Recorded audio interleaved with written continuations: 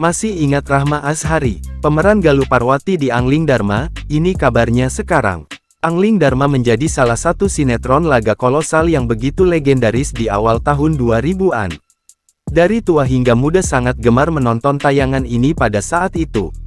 Tak hanya jalan cerita yang menarik, para tokohnya juga begitu melekat diingat hingga saat ini. Salah satunya adalah tokoh Galuh Parwati yang diperankan Rahma Azhari. Namanya tenar pada awal 2000-an.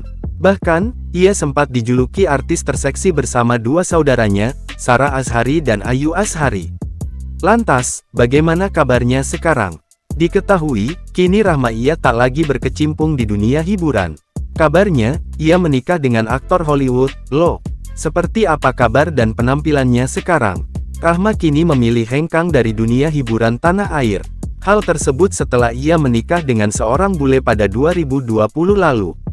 Bukan orang sembarangan, suaminya adalah Paris Chong, seorang aktor asal Hollywood.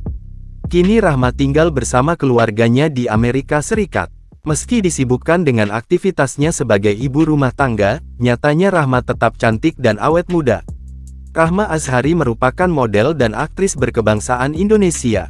Aktris dengan nama lengkap Rahma Syahida Azhari tersebut lahir di Jakarta pada tanggal 17 September tahun 1981. Profesi sebagai aktris bukan hal baru bagi dirinya. Pasalnya saudara-saudaranya pun banyak yang menjadi aktris dan terkenal di Indonesia. Adapun saudara-saudaranya yang terkenal sebagai selebritas adalah Ayu Azhari, Sarah Azhari, dan Ibra Azhari. Rahma Azhari mulai dikenal oleh masyarakat Indonesia setelah dirinya memerankan karakter Galuh Parwati di sinetron bergenre kolosal yang berjudul Angling Dharma pada tahun 2000. Setelah itu dirinya juga berkesempatan untuk membintangi sinetron Duyung Kembar Ketemu Tuyul dan Montir-Montir Cantik. Tak hanya di sinetron saja, Rahma Azhari kemudian melebarkan sayapnya dengan bermain di film layar lebar. Beberapa film layar lebar yang telah ia bintangi ialah Suami-Suami Takut Istri The Movie, Pocong Kamar Sebelah 2009, dan Rayuan Arwah Penasaran 2010.